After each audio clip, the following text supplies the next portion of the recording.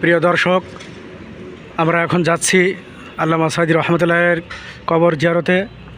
আমরা তার কবর আপনাদেরকে এখন দেখাবো যে তিনি চিরশাহিদ কোথায় হয়েছেন। এই যে দেখতে পাচ্ছেন আল্লামা সাঈদী পারিবারিক কবরস্থান। এই পারিবারিক কবরস্থানেই তাকে দাফন করা হয়েছে, এখানেই তাকে রাখা হয়েছে। আমরা কবরস্থানের চারি সাইডটা দেখে নিচ্ছি। এই যে দেখতে পাচ্ছেন এর ভিতরেই আছেন, এবং তার পাশে তার কয়েকটা প্রিয় বড় সন্তানও ছিলেন। যে যখন তিনি কারারুদ্ধ অবস্থায় ছিলেন তখন তার সন্তান মারা গিয়েছিল। এই যে কবরস্থান, পারিবারিক কবরস্থান। হ্যাঁ, আমরা একটু চেষ্টা করছি আপনাদের ভালোভাবে দেখানোর। এটা হচ্ছে মাওলানা রাফিক বিন সাঈদী রহমতুল্লাহ, আল্লামা দেলোয়ার হোসেন সাঈদী রহমতুল্লাহের বড় সন্তান রাফিক বিন সাঈদী। ইনি হচ্ছে মাওলানা ইউসুফ সাঈদী রহমতুল্লাহ এর সন্তান, অর্থাৎ আল্লামা দেলোয়ার হোসেন সাঈদী রহমতুল্লাহের ভাই।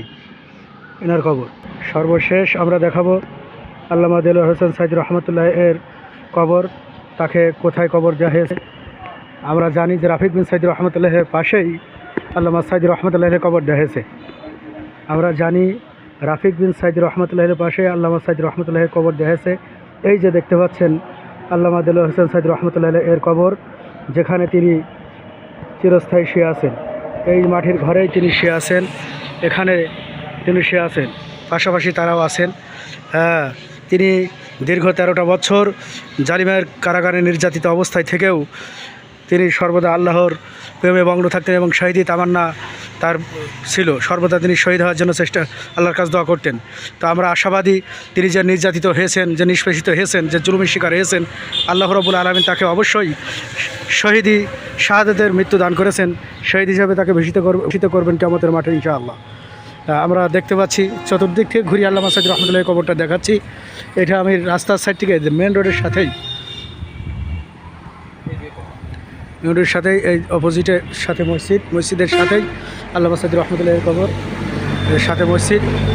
তিনি কতটা সূক্ষ্ম ছিলেন এবং সর্বদা ইসলামের ক্ষেত্রে এবং কবর কেন্দ্রিক যে বিষয়গুলো রয়েছে তিনি কতটা সচেতন নসিহত করে গেছেন মানুষকে। দেখেন, তিনি একটি নসিহতনামাও মানুষের কাছে পেশ করেছেন, তার পরিবারের বর্গের কাছে।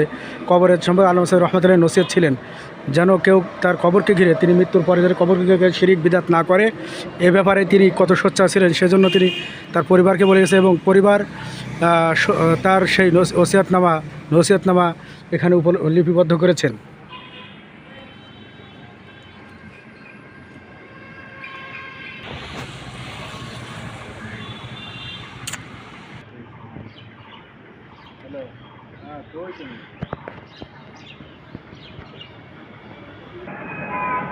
এটা হচ্ছে আল্লামা সাঈদী রহমতুল্লাহ পরিপূর্ণ যে পারিবারিক কবরস্থান।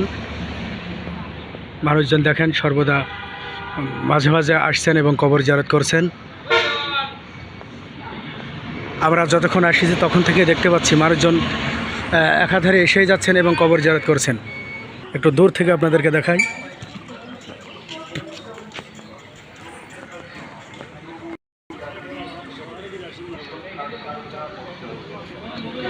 বাইতুল হামজা মসজিদের সাথেই এভাবে মানুষ একাধারে এসে যাচ্ছেন কবর জিয়ারত করার জন্য।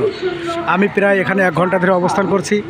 এই 1 ঘন্টা যাবত দেখেই যাচ্ছে মানুষ আসছে এবং যাচ্ছে, তার জন্য দোয়া করছেন এবং চলে যাচ্ছেন।